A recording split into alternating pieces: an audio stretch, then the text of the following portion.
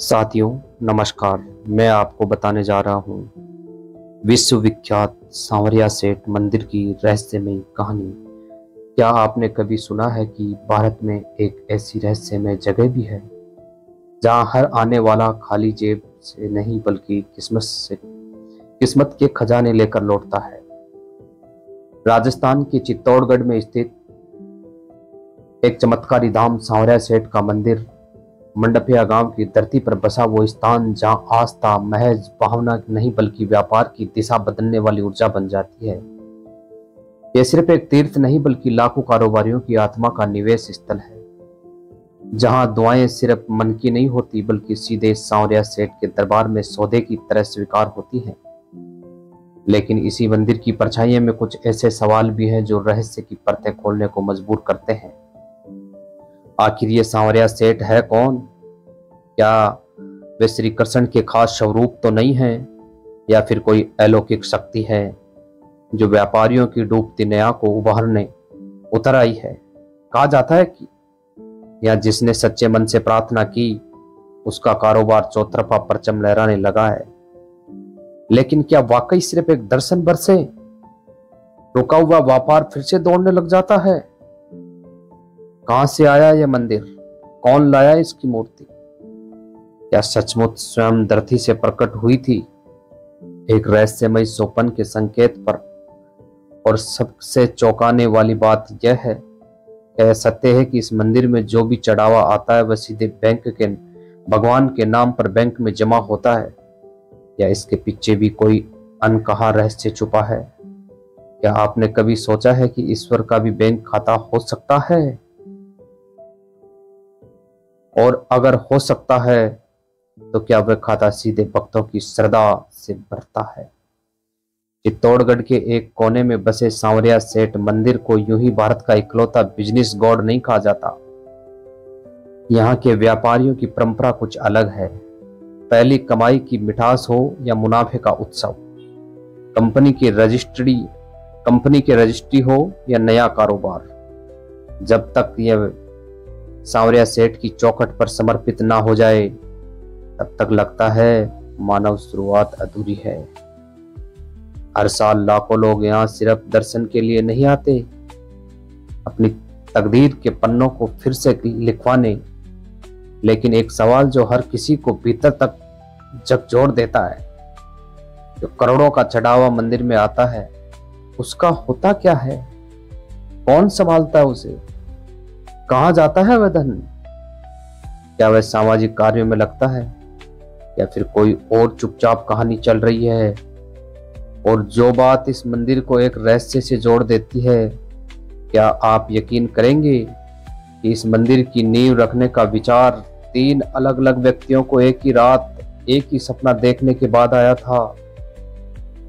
यहाँ कोई जात पात नहीं, उम्र हैसियत की कोई सीमा नहीं, हर पैसे से, हर वर्ग से, हर सपने देखने वाला यहाँ आता है, बस एक उम्मीद लिए कि शायद अगली बार जब वह कुछ बड़ा शुरू करे तो खुद सांवरिया सेठ उसका हाथ थामे हो।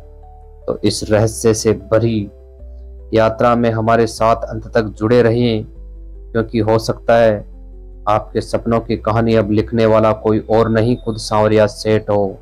और इस वीडियो की शुरुआत में चलो हम सब एक साथ उनके चरणों में यह प्रार्थना करें कि हे सांवरिया सेठ, जो भी संदेश दिल से स्वीकारें, जो इसे शेयर करे, लाइक करे और कमेंट करें, कमेंट में जय श्री सांवरिया सेठ लिखें, उसकी जिंदगी में बरसे तुम्हारा आशीर्वाद बिना किसी रुकावट के, आपकी मेहनत रंग लाए, आपका व्यापार बुलंदियों को छुए, आपके घर के आंगन में कभी भी अभाव की छाया न पड़े। कहा जाता है जो इस यात्रा को दिल से अंत तक देखेगा उस पर खुद श्री सांवरिया सेठ की छाया हमेशा बनी रहेगी। लिखो जय श्री सांवरिया सेठ। यह सिर्फ एक नाम नहीं बल्कि वो जीवन प्रतीक है जो विश्वास, उन्नति और कृपा का स्वरूप बन चुका है। यह वही स्वरूप है, भगवान श्री कृष्ण का वह सांवला मोहक रूप जो चित्तौड़गढ़ के मंडपिया गांव में एक रहस्य में ढंग से प्रकट हुआ था। लेकिन सवाल अभी भी है, उन्हें सिर्फ भगवान क्यों नहीं कहा गया, सेठ क्यों कहा गया, इस प्रश्न का उत्तर छुपा है उन असंख्य भक्तों की सच्ची कहानी में, जिन्होंने खोया हुआ व्यापार पाया, घाटे को मुनाफे में बदला और उन कठिन राहों पर भी सफलता का मार्ग देखा। जहां उम्मीदें तक जवाब दे चुकी थी, और ये चमत्कार तब घटित हुआ जब उन्होंने एक संकल्प लिया, मेरी पहली कमाई मेरे सांवरिया सेठ को समर्पित होगी। उस दिन से लोग उन्हें सिर्फ भगवान नहीं बल्कि अपना साझेदार, संरक्षक और मुख्य भागीदार मानने लगे हैं। आज नजरें घुमाइए, आपको हजारों दुकानों, ऑटो, गोदाम और ऑफिसों पर ये पंक्तियां मिलेगी, मेरे बिजनेस पार्टनर, मेरे सांवरिया सेठ। शायद कोई और देवता नहीं जो अपने भक्तों से इतना वास्तविक और व्यापारिक रिश्ता निभाते हों। यहाँ केवल भावना नहीं, प्रत्यक्ष फल मिलता है। यहाँ सिर्फ श्रद्धा नहीं, परिणामों की गवाही भी होती है। शायद यही कारण है कि आज सांवरिया सेठ केवल आराध्य नहीं बल्कि हर सपने को साकार करने वाले दिव्य भागीदार बन चुके हैं, जिन पर भरोसा करके आज देश भर के करोड़ों लोग अपने भविष्य की डोर उनके हाथों में सौंप चुके हैं। अब चलिए उस रहस्य से पर्दा उठाते हैं जिससे इस मंदिर की कहानी की असली शुरुआत हुई थी। वो साल था 1840। स्थान राजस्थान का चित्तौड़गढ़, एक ऐसा क्षेत्र जहां धर्म और संस्कृति की जड़ें सदियों से धरती में धसी हुई थी। इस धरती पर बसा था एक शांत सरल गांव बधेसर। यहाँ रहते थे एक साधारण किसान भोलाराम जी। उनका जीवन सीधा साधा, मेहनत से भरा और श्रद्धा से संचित था। लेकिन एक रात कुछ ऐसा घटा तो उनके जीवन की धारा ही पलट गया। भोलाराम जी को एक अजीब सपना आता है। सपने में वह देखते हैं एक भव्य काले रंग की सुंदर मूर्ति जो धरती की गर्भ में छिपी हुई, और उसी क्षण गूंजती हुई एक दिव्य वाणी सुनाई देती है, मुझे बाहर निकालो, मैं तुम्हारे जीवन को बदलने आया हूँ और साथ ही हजारों लोगों के भाग्य को भी। सुबह होते होते भोलाराम जी स्वप्न को सिर्फ एक कल्पना मानकर भूलने की कोशिश करते हैं, लेकिन फिर जो होता है रोंगटे खड़े कर देने वाला था। उसी रात इस गांव में दो और लोगों को, हरिराम जी और गोपीलाल जी को भी ठीक वही सपना आता है। एक जैसी मूर्ति, वही आदेश, वही वाणी। गांव में एक सनसनी फैल जाती है। क्या यह महज इत्तेफाक था या कोई दिव्य आदेश? 3 लोगों को सिर्फ एक ही रात, एक जैसा सपना, क्या यह संयोग है या कोई छुपा हुआ संकेत? जैसे ही उन तीनों ने मिलकर सपने में बताए स्थान पर खुदाई शुरू की तो कुछ ही देर में वहां घटा एक चमत्कार जिसकी किसी ने कल्पना तक नहीं की थी। जैसे ही खुदाई की जाती रही, अचानक एक अद्भुत दृश्य सामने आया जिसने सबको स्तब्ध कर दिया। मिट्टी के नीचे छिपी थी एक गहरी श्याम वर्ण की अत्यंत मनमोहक मूर्ति, जो किसी साधारण मूर्ति से कहीं बढ़कर थी। वह थी स्वयं श्री कृष्ण का दिव्य रूप। उनकी आंखों में असीम करुणा की चमक थी, मुख पर ऐसी मुस्कान जो किसी भूले हुए सपने को जगा दे, और उनके संपूर्ण स्वरूप से ऐसा तेज निकल रहा था जो वहां उपस्थित हर व्यक्ति की आत्मा को भीतर तक स्पर्श कर गया। लेकिन चमत्कार यही नहीं रुका। एक नहीं, 3 मूर्तियां एक के बाद एक उसी स्थान से धरती की गोद से प्रकट होती चली गई। तीनों का रंग श्याम स्वरूप श्री कृष्ण का था, लेकिन हर एक की भाव, भंगिमा और प्रभाव अलग, कुछ विशेष टिका हुआ था। चेहरे पर गंभीर ध्यान तो किसी के भाव में शनय और सौम्यता, और किसी की मुद्रा में झलकता रक्षक का तेज मानव। तीनों किसी अलग अलग प्रयोजन से स्वयं अवतरित हुए हो, और यही एक साथ 3 दिव्य मूर्तियों का प्रकट होना न केवल भारत में बल्कि पूरे विश्व में अलौकिक घटना के रूप में देखा गया। गांव के लोग उस दृश्य को देख भाव भोर हो गए। कुछ की आंखों से आंसू बहे तो कुछ नतमस्तक हो गए। बिना एक पल की देरी किए हुए उसी स्थान पर पूजा, आरती और भजन के अनवरत गुण शुरू हो गए, और फिर यह खबर किसी तूफान की तरह आसपास के गांव में फैलने लगी। श्याम स्वयं धरती से प्रकट हुए हैं और सेठ जी की वह महिमा थी जो केवल एक मंदिर की कहानी नहीं बल्कि आस्था, संकेत और नियति के अद्भुत संगम की शुरुआत थी। अब सवाल उठा, इस दिव्य मूर्ति को कहाँ विराजमान किया जाए। गांव वाले चाहते थे कि जहां मूर्ति प्रकट हुई वहीं मंदिर बना दिया जाए, लेकिन भाग्य का लेखा अभी पूरा नहीं हुआ था। कुछ दिनों बाद एक और सपन ने पूरे घटनाक्रम को मोड़ दिया। इस बार सपना आया कि तपस्वी साधु को, और सपने में ही वही दिव्य मूर्ति, वही श्री कृष्ण स्वरूप कह रहे थे, मुझे उस भूमि पर ले चलो जहां मेरा नाम केवल भगवान की तरह नहीं बल्कि भाग्य विधाता के रूप में गूंजेगा। सांकेतिक आदेश स्पष्ट था, मेरी जगह यहां नहीं है, कहीं और है। इस दिव्य निर्देश बाद चयन हुआ बदेसर से लगभग 40 किलोमीटर दूर मंडफिया का गांव। वहीं से शुरू होता है एक भव्य मंदिर का निर्माण, जो न केवल वास्तुशिल्प की दृष्टि से अद्वितीय था बल्कि आत्मा को स्पर्श करने वाली शक्ति का केंद्र भी। मुख्य मूर्ति को मंडफिया लाया गया और जब उसे मंदिर में स्थापित किया गया तो वह रूप व मुद्रा पूरे भारत में सांवरिया सेठ को एक नई पहचान दे गया। इस मूर्ति में श्री कृष्ण सेठ के स्वरूप में विराजमान है, लेकिन दाहिने हाथ में बांसुरी नहीं बल्कि एक ऐसी मुद्रा है जो कहती है, मैं सुन रहा हूं तुम्हारे भीतर की पुकार। ये वही मूर्ति है जो सबसे पहले धरती से प्रकट हुई थी, और आज यही मूर्ति मंडफिया के उस भव्य मंदिर की आत्मा बनी हुई है। हर वर्ष लाखों श्रद्धालु यहाँ दर्शन और आशीर्वाद के लिए आते हैं, और विशेष करके व्यापारी, और इसे मात्र एक देवता नहीं बल्कि अपने बिजनेस का साइलेंट पार्टनर, अपनी सफलता का साक्षी मानते हैं।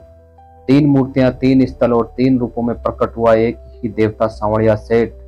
जहां पहले मूर्ति मंडफिया में भाग्य विधाता के रूप में प्रतिष्ठित हुई, वही मूर्ति मंडफिया में भाग्य विधाता के रूप में प्रतिष्ठित हुई, वही दूसरी मूर्ति बदेसर गांव में स्थापित किया गया, एकदम उसी पावन भूमि के समीप जहां पहली बार धरती की छाती फटी और श्री कृष्ण का स्वरूप प्रकट हुआ।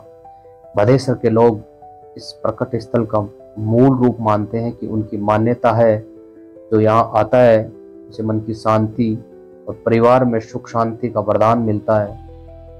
यह स्थान चमत्कारी अनुभवों की कहानियों से भरा पड़ा है, जहाँ कई टूटे दिल, टूटी उम्मीदें फिर से जुड़ी हैं। लेकिन यात्रा यही नहीं रुकती।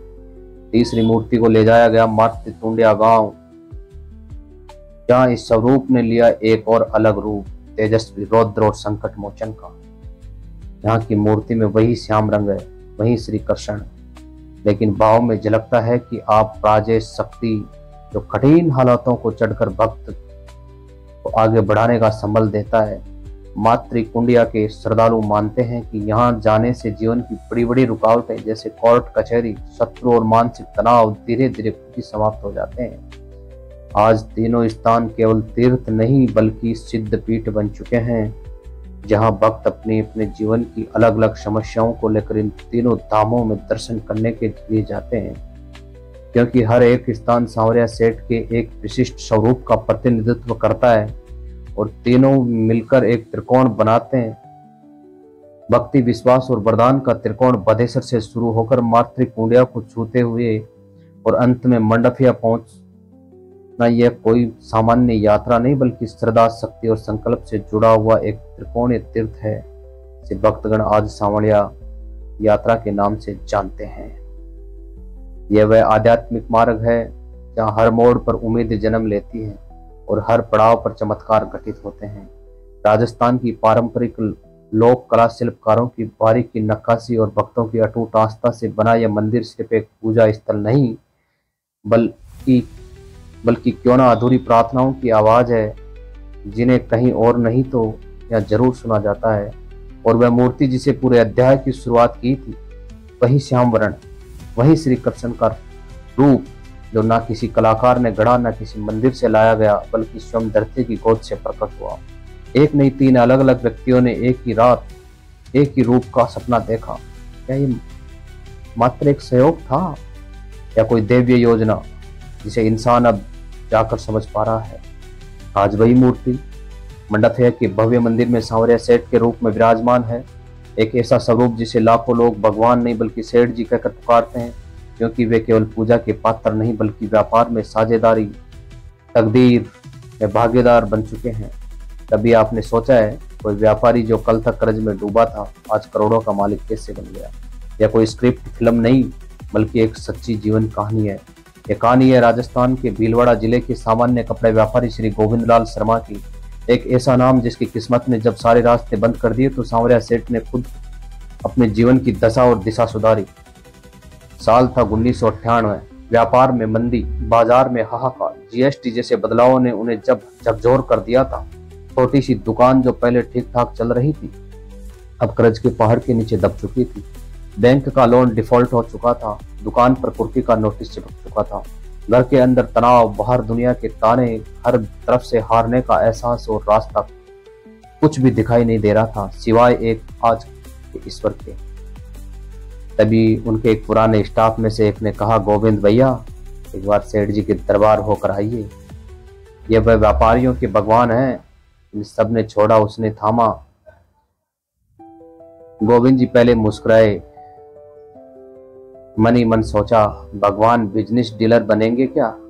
हालात ऐसे थे। हर छोटी उम्मीद भी उन्हें बड़ी लगने लगी थी और इसी एक छोटी उम्मीद ने उन्हें मंडफिया में सांवरिया सेठ के दरबार तक पहुंचा दिया। वो पहले दर्शन, पहली मुलाकात, ना कोई लंबी पूजा, ना मांगों की सूची, बस एक सीधी बात, सेठ जी मैं थक गया हूँ, अगर मेरा भाग्य फिर से लिखा जा सकता है तो मैं आपको अपने बिजनेस का हिस्सा बना लूंगा। मेरी हर साल की पहली कमाई आपके चरणों में समर्पित कर दूंगा। उसके बाद गोविंद जी ने वही मंदिर परिसर में 3 दिन का व्रत रखा। न शोर न दिखावा, बस मन की सच्चाई और दिल की पुकार। 3 दिन की पूजा, एक सच्चा संकल्प और लौटते वक्त मन में एक नई आशा। पर गोविंदलाल जी को नहीं पता था कि उनकी जिंदगी की रफ्तार अब पलटने वाली थी। भीलवाड़ा जैसे ही लौटे पहला झटका लगा।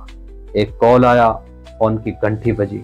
उधर से आवाज आई, सर मैं दुबई से बोल रहा हूँ, 5 साल पहले आपसे माल लिया था, अब मुझे आपसे एक बड़ा ऑर्डर चाहिए।